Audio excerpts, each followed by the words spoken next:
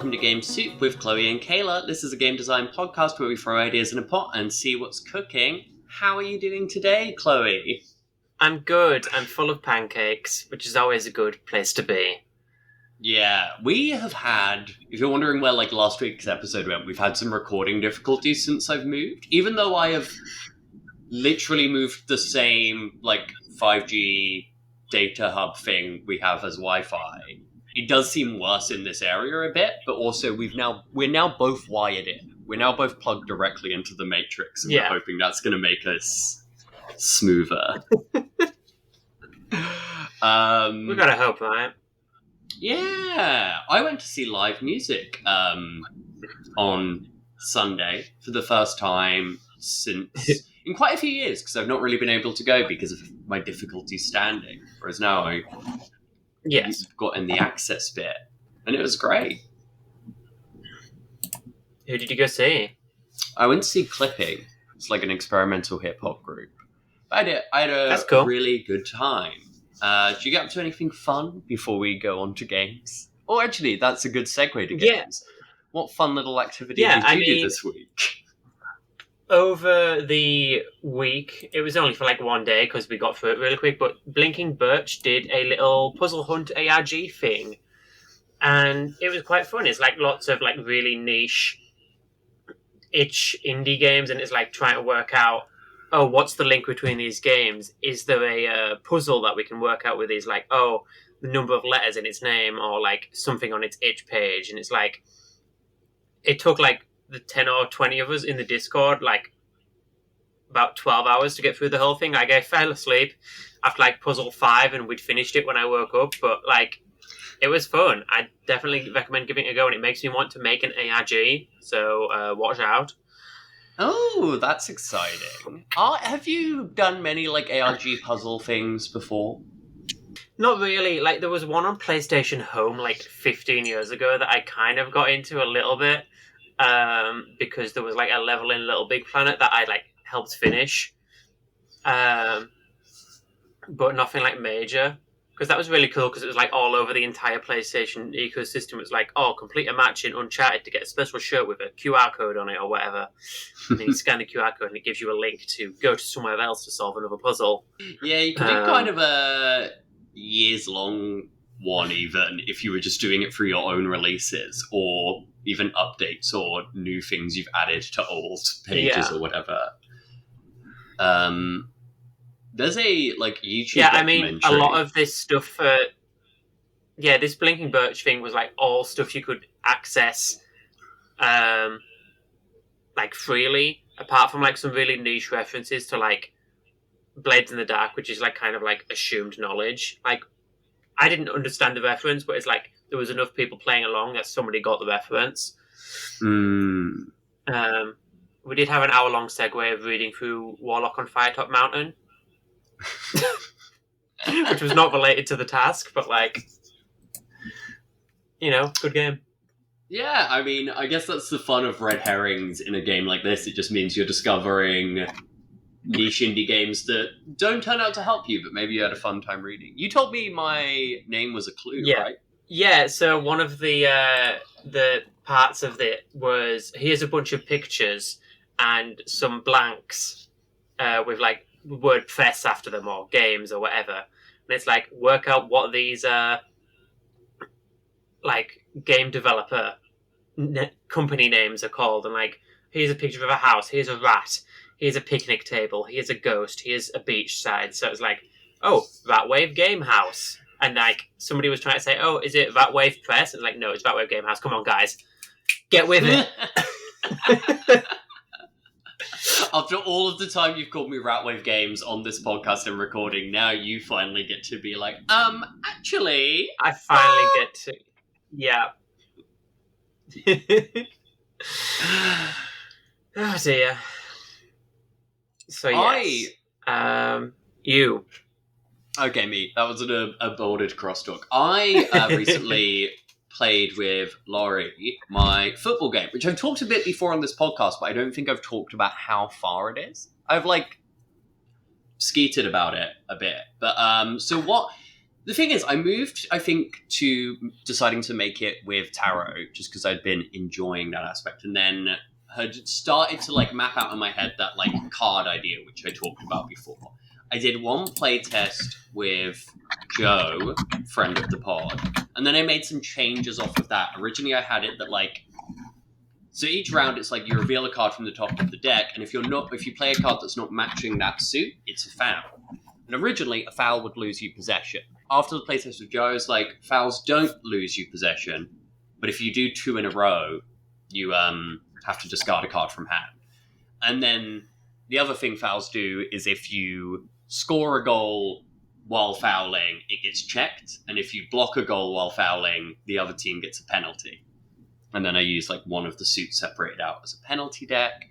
So I've written up like the original rules, the rules for like the match itself, because I needed to have this thing of like, does the match mechanic work as something that is fun, that is like at least a game I could imagine people enjoying, that its length could be fine. I did one playtest with my housemate, a very early one, where it was just 8 rounds, because I was like, oh, that's close to 90 minutes, but that turned out to just be too short to be satisfying.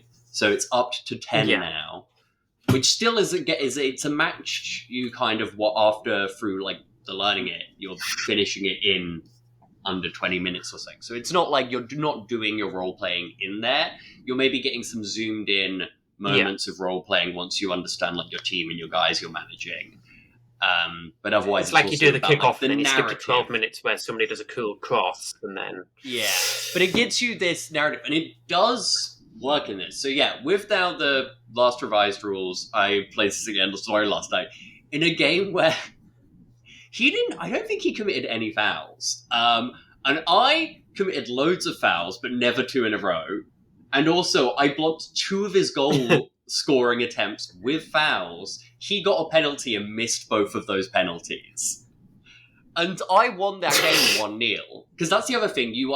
Each round, you're playing a card. Highest card wins. If it is a face card and you are a leading player, like you start with possession, you can score by playing a face card. Otherwise,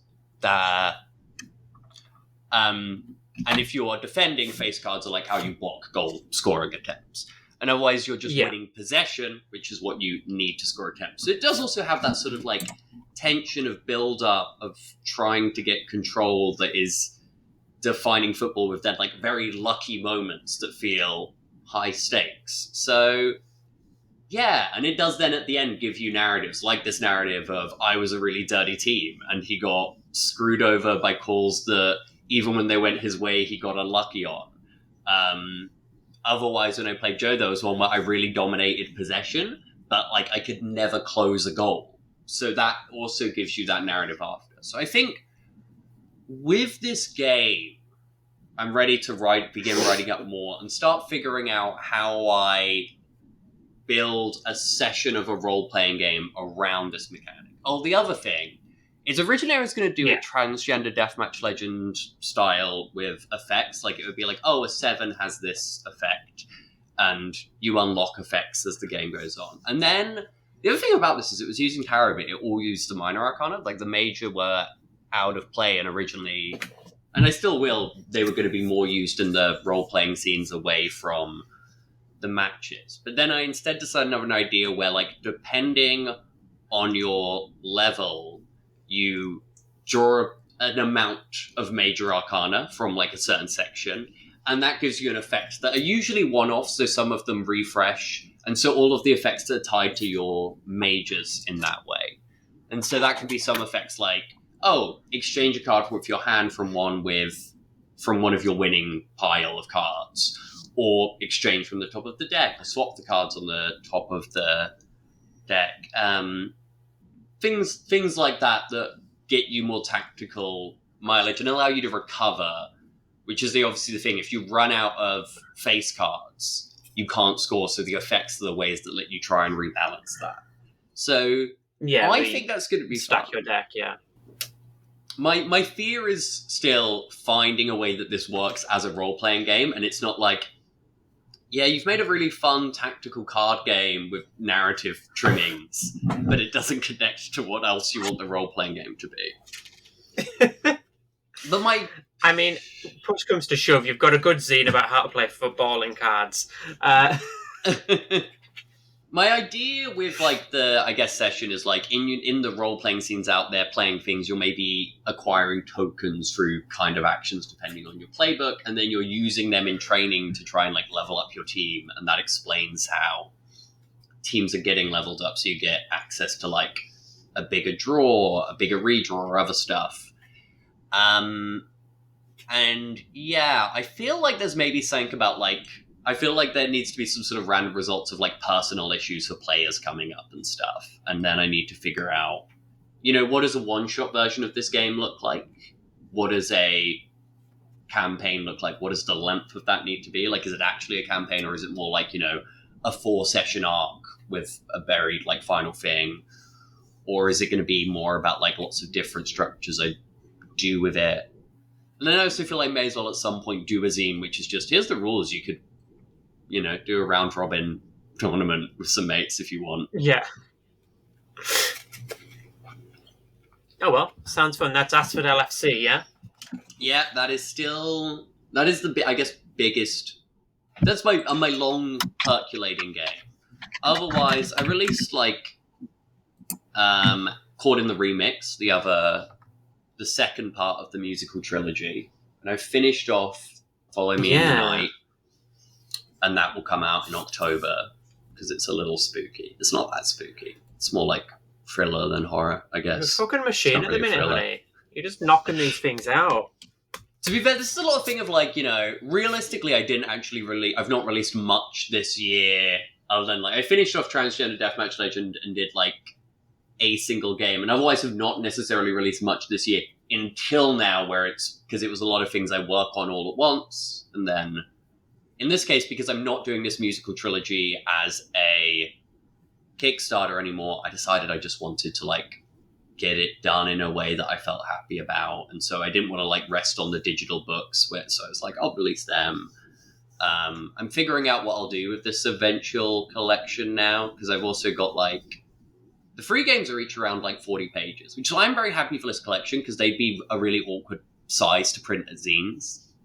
Because it's like the best value to money for sell them for would be 15, but £15 zines don't really sell. Like, oddly enough, 20 or £10 things sell better than £15 things. Whereas being in one book, that could be a paperback or maybe even something else. And then I am working on Mech Critter stuff. So I've the move is good for me. It seems to have done things for your energy and your chutzpah. Yeah, it's amazing how much more energy you have when you're not spending like 70% of your energy on going up and down a hill. Especially when your energy is maybe only 20% of a normal person's.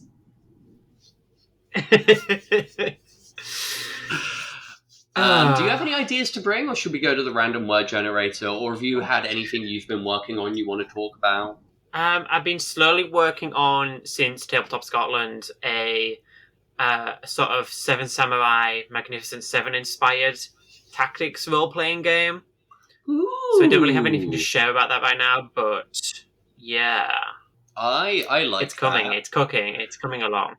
Because I also did that narrative map making game, that Seven Samurai. And I was like, okay, do you want the sad emotional bit, or do you want the crunch of the samurai? If we find people asking around. Yeah, we can be like, there's two options for this. Other side of the cornhole is the one version. No. Let's load up the random word generator. Yeah, that sounds good to me. My word is maximum. The random word generator is being slow to load for me. And I'm just vamping. Maximum, that's a great word. That's really a really interesting word. I'm very Jesus! I got 2 words. Because for some reason it was on 2. torture or tribute? Maximum torture. I don't want to do what that game would be. So tribute. Let's go with that.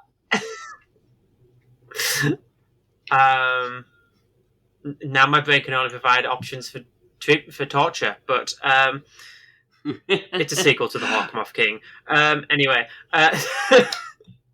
So I feel like my main idea of maximum tribute, I guess my mind has immediately gone to either one or two things. Either tributing like two gods, and it's some kind of thing with that, or tribute the Tenacious D song. No, because then my ideas are all like, oh, what's my idea of D&D based on whatever. So I think like game where you are like a devotee of a god or something like that, a godlike figure. And it's how much can you give of yourself before, you lose yourself wholly to this thing. And like maybe like prompts like my brain's providing Horse Girl. Have you ever read that? I have not read Horse Girl. I've read the content warnings for Horse Girl, and then I was like, I don't think I'm going to read Horse Girl, but... Yeah, I mean, it's like very body horror and loss and lack of consent and that sort of thing, but it's like... Yeah, I feel like for some people, hearing that someone read content warnings and decided against a thing is almost a recommendation. Like, I once gave a short story collection to my housemate when I got back from like a holiday. I went, hey, I fainted while reading this book on the plane, so I'm not going to finish it. Do you want it? So, like, take that in mind when I say I have I mean, it depends. But yeah. Yeah. No, I mean, I read some bits of it at a convention and I was like too squicked to buy it, but I was like, I appreciate what it's doing. Like, I get it. I don't want to play it though. This is such an interesting pitch you've done on this prompt that feels very like religious trauma and almost like loss of self horror. Whereas because my immediate not to be mindset, like raised Catholic, but I don't want to call you out that directly, but I was just like, yeah, I can see why you went with the raised Catholic girlie went with a religious trauma, loss of self avenue. Whereas my immediate mind was like, you're competitive lead priestesses of like 4 different temples in some like ancient city, and you're all trying to gather the biggest tribute for the gods. And I think you maybe each play like you each play a priestess, and then for another player's god. Like you don't play your own god's priestess. You have to play like inverse. And there's like this almost sort of like wheeling and dealing of like the least worshipped god at the end of a session is going to be like a depowered or something. So it's like your priestess character is trying to, really, even though they don't know this, they're still trying to like build the temple as much. Whereas like your other god character is going to be like meddling in ways that are going to try and like almost potentially seal your own death. Yeah. It's like, I'm playing as the god, so I want my god to lose, but also I want to roleplay my god in a way that I don't actually want them to lose. Yeah, or maybe you're like, I think of my god more as the main character, and the priestess is more the one where I'm like, okay, I'm trying to make sure I'm not the lowest temple, but I also don't want to maybe be beyond my other player character. Yeah. I feel this is the difference between Raised on Catholicism and Raised on Simpsons repeats. Hey, now, I've watched plenty of Simpsons. I couldn't think of what else it was I was raised on because I don't actually remember much of my childhood. Power Rangers. Yes. So maybe that's my pitch for Kayla's childhood. There we go. Yeah. That it was Power Rangers. A game where you pitch your podcast co-hosts. No, I think we've got 2 good games. Losing Myself to Religion and SimCity Ancient Temple Edition.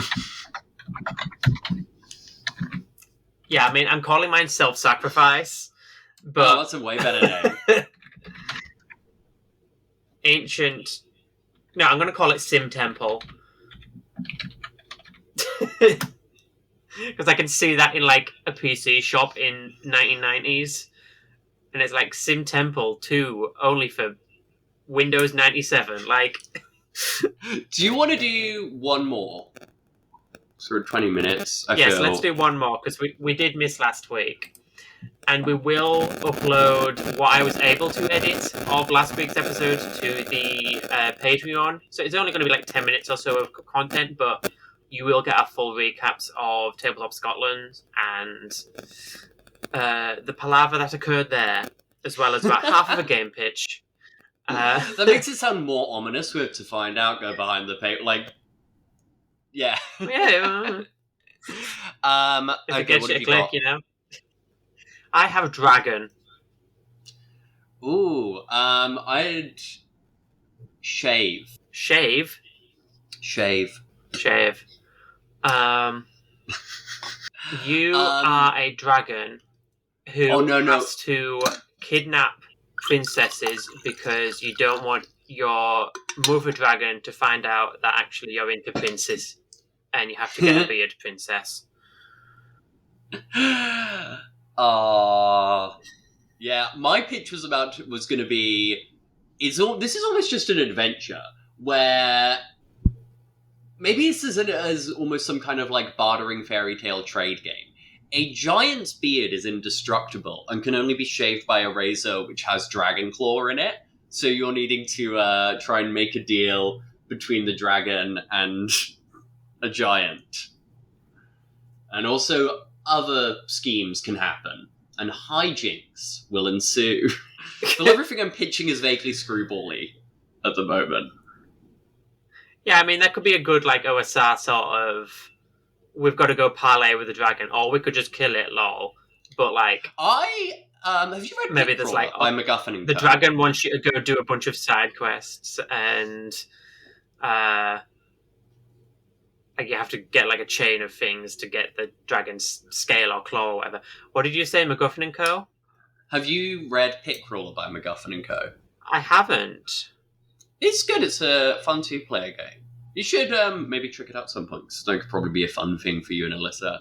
But I was going to say, like, yeah, some of the short adventures for them that I read when I had the full thing, I could see one of them being like, yeah, there's a wizard with an indestructible beard who needs a dragon claw razor, and that's your Pickroller's gig or whatever.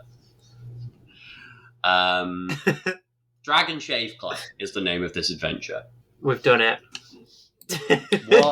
What a brilliant banger! We get episode. A bunch of podcast adverts for it. Oh dear.